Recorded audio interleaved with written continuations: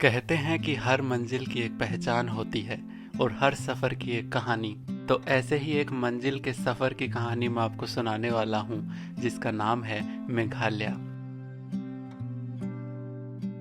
Hello दोस्तों, स्वागत है आपका मेरे YouTube चैनल में। एंड आज के इस वीडियो में मैं आपको मेरी मेघालय की जर्नी के बारे में बताने जा रहा हूँ। वैसे तो आप मेघालय काफ़ी तरीक़ों से आ सकते हैं, जिसमें सबसे पहला है कि अगर आपके पास बहुत पैसा है तो आप बाई एयर डायरेक्ट मेघालय की राजधानी शिलोंग आइए, या फिर आप गुवाहाटी तक by plane and then Guwahati to Shillong by helicopter आ सकते हैं। दूसरा, अगर आपका बजट नॉर्मल है या कम है तो आप ट्रेन से जो क्लास आपको शूट करे उसमें गुवाहाटी आएँ एंड यहाँ से आप बस से शिलोंग आ सकते हैं।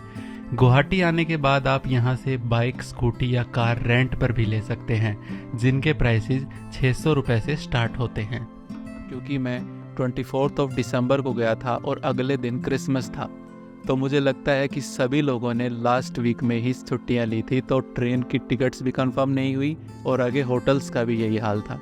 बट फॉर्चुनेटली मुझे तो होटल्स में जगह मिल गई थी। खैर, मैं कामाख्या रेलवे स्टेशन पहुंच गया, जो कि गुवाहाटी रेलवे स्टेशन से पहला स्टेशन है। वहां से मैंने ये स्कूटी हायर की, जिसका प्राइस 24 घंटे का 600 रुपये था। पेट्रोल आपको अपने आप भरवाना होता है। यहाँ पर आप अपने व्हीकल की अच्छे से जांच कर लें और वीडियो बना लें, ताकि बाद में आपके साथ कोई फ्रॉड वगैरह ना हो। ये सब करने के बाद मैंने अपना सामान बांधा और मैं निकल पड़ा चेरापूंजी की तरफ। पर मैं चेरापूंजी क्यों जा रहा हूँ? मुझे तो शिलोंग जाना चाहिए था। उसकी वजह यह है कि मैंने देखा कि ज़्यादातर जो घूमने के प्लेसेस हैं वो चेरापूंजी के आसपास हैं। जैसे डबल डेकर ब्रिज हो गया, आपका नोकलिकाई फॉल्स हो गया, एंड और भी बहुत से वाटरफॉल जैसे वी सडोंग फॉल्स हो गया, ये चेरापूंजी के आसपास हैं। तो अगर आप चाहें तो आप शिलोंग रुक भी सकते हैं, एंड वहाँ पर होटल्स के ऑप्शन भी काफ़ी ज़्यादा अवेलेबल हैं एंड आपको बजट में होटल्स भी मिल जाएंगे। जबकि चेरापूंजी में आपको होटल्स कम मिलेंगे एंड उनके प्राइसेस थोड़े ज़्यादा हो सकते हैं। अब हम बात करते हैं रूम्स की। चेरापूंजी में रूम्स के बहुत सारे ऑप्शंस अवेलेबल नहीं हैं, वो महंगे भी हैं शिलोंग के मुकाबले। तो अगर इसमें भी आप एक बजट होटल ढूंढ रहे हैं तो आप होम स्टे बुक करिए, जैसा कि मैंने ये होम स्टे बुक किया। इसका जो होस्ट था वो काफ़ी फैमिलियर था, फ्रेंडली नेचर का था। जो होम स्टे होते हैं ये थोड़े आपको सस्ते भी मिल जाएंगे एंड कुछ तो वेल मैनेज्ड भी होते हैं। रात का खाना मैंने होम स्टे में ही किया। मेघालय साइड आपको ज़्यादा दाल चावल के ऑप्शंस मिलेंगे एंड साथ में ही एक सब्जी मिलेगी। रात को पहुंचते पहुंचते काफ़ी देर हो गई थी, तो फिर मैंने खाना खाया और फिर मैं सो गया। जब मैं सुबह उठा तो फिर मैंने देखा, वाह क्या सुंदर नज़ारा है। मैं इस होम स्टे में स्टे कर रहा था जहां चारों तरफ छोटी छोटी पहाड़ियां हैं, जो मुझे रात को नहीं दिख पाए थे। फिर यहाँ मैंने मैगी एंड एग खाए। लिटरली गाइस, ये बहुत टेस्टी थे। यहाँ पर सुबह की कुछ ताज़ी हवा लेने के बाद मैं तैयार होकर निकल पड़ा अपने फर्स्ट डेस्टिनेशन वी सडोंग फॉल्स की तरफ। एंड इन लैंडस्केप्स को तो देखिए गाइस, आप कितने सुंदर हैं। टेम्परेचर अराउंड 20 डिग्री के आसपास था एंड हवा थोड़ी ठंडी ठंडी लग रही थी। इन ग्रासलैंड्स को देख के आप कहेंगे कि ये मेघालय नहीं, अफ्रीका के स्वानाज हैं। तो जो फर्स्ट लोकेशन मैं आपको सजेस्ट करूंगा चेरापूंजी में, वो है वी सडोंग फॉल्स। वी सडोंग फॉल्स की गूगल मैप लोकेशन करेक्ट है, लेकिन रास्ता बिल्कुल भी अच्छा नहीं है। ये कुछ ऐसा रास्ता है। सुबह सुबह जो खाया था वो सब कुछ हिल गया था, लेकिन मुझे मेरे first day and first show पे ही डिसअपॉइंटमेंट मिल गई, क्योंकि कुछ लोकल लोगों ने वहाँ पर डिस्प्यूट कर रखा था। Closed. Why? Dispute is there. Okay. Any other waterfall nearby? Fruitful is there. Fruitful. Fruitfall. PRUT. PRUT. Okay. Fruitful is there. Okay. फिर हमें ये सजेशन दिया गया कि मैं प्रूट वाटरफॉल देखने चला जाऊं, जो कि वी सडोंग फॉल्स जैसा ही है। तो मैं वो देखने चला गया। यहाँ से 50 रुपये की टिकट लेके थोड़ा सा ट्रैक करने के बाद मैं पहुँच गया प्रूट वाटरफॉल। प्रूट वाटरफॉल की हाइट 40 मीटर है एंड ये देखने में बहुत सुंदर है। ऐसे पहाड़ियों के बीच ये झरना काफ़ी कामिंग एक्सपीरियंस दे रहा था और यहाँ का पानी तो एकदम क्रिस्टल क्लियर था। देन यहाँ जो और लोग आए हुए थे उनसे अपनी फ़ोटोज़ क्लिक करवाई एंड यहीं से एक रास्ता ऊपर झरने के पास भी जाता है, उधर आ गया। ये तो मुझे एक नेचुरल शॉर जैसा लग रहा था। यहाँ पर आप खूब उछल कर नहा सकते हैं, पर आप ज़्यादा ना उछलें, आप फिसल कर नीचे झरने के पानी में गिर सकते हैं, जो कि बहुत गहरा है। बाकी मैं तो अभी नहा कर आया था और पानी भी बहुत ठंडा था, तो मैंने तो नहीं नहाया।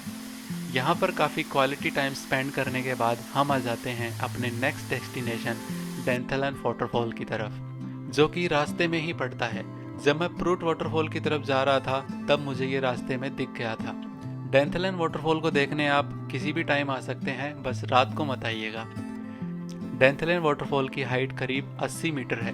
दिल्ली मेट्रो में अगर आप दिल्ली के हैं तो आपने सुना होगा, बच्चों का हाथ पकड़ कर रखें। इसलिए आप जो छोटे बच्चे हैं उनका हाथ यहाँ पर पकड़ कर रखें। ये जो बैरिकेड्स लगे हुए हैं इनसे आगे जाने की कोशिश ना करें, और यहाँ से कूदने की या सुसाइड करने की कोशिश तो बिल्कुल भी ना करें, क्योंकि इससे आपकी जान और माल की हानि हो सकती है। अभी इस सीज़न में तो यहाँ कम पानी है, लेकिन बरसात के मौसम में यहाँ बहुत ज़्यादा पानी होता है। यहाँ ये सब कुछ पानी से कवर होता है। डेंथलन फॉल की कोई भी फीस नहीं है। यहाँ आप सनसेट और सनराइज के कुछ बहुत सुंदर शॉट्स ले सकते हैं।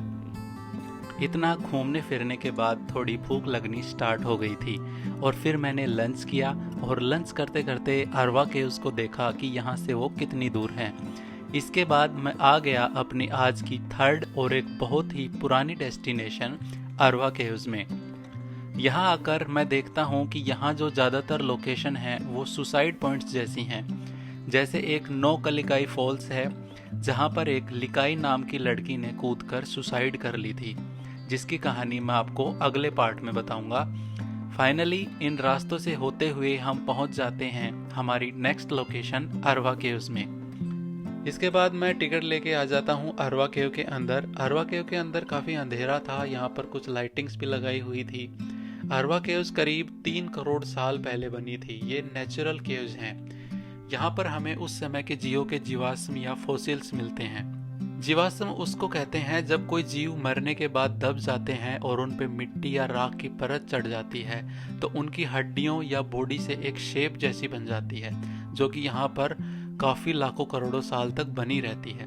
इन गुफाओं में हमें ऐसे ही कुछ जीवाश्म के चित्र दिखाई देते हैं। गुफाओं में मुझे बहुत सी ऐसी सुरंगें भी मिली जो बहुत संकरी और डरावनी थी।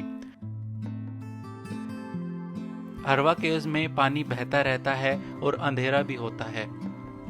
यहाँ आप मोबाइल की टॉर्च जलाकर देखते हुए चलें, नहीं तो आप फिसलकर नीचे गिर सकते हैं। अरवा केव्स कुछ जगह तो ऐसी हैं जैसे यहाँ कोई सोना और चांदी लगे हुए हों। लाइट डालने पर तो ये और ज़्यादा चमकते हैं, पर ये महज एक नज़र का भ्रम है, क्योंकि जब मैंने इसे हाथ लगाकर देखा तो ये सिर्फ पानी की बूंदें थी। मुझे तो पहले लगा था कि यहाँ आकर इतनी आसानी से मुझे कोई खजाना मिल गया है। अरवा केव्स को एक्सप्लोर करते करते शाम हो गई थी, और इसी के साथ ख़त्म होता है मेरे आज का मेघालय का फर्स्ट डे। अगले दिन मैं जाऊंगा यहाँ के फेमस डबल डेकर ब्रिज का ट्रैक करने। So thank you so much guys video को देखने के लिए, और अगर आप यहाँ तक आ गए हैं तो एक लाइक ज़रूर कीजिएगा। मिलते हैं नेक्स्ट वीडियो में।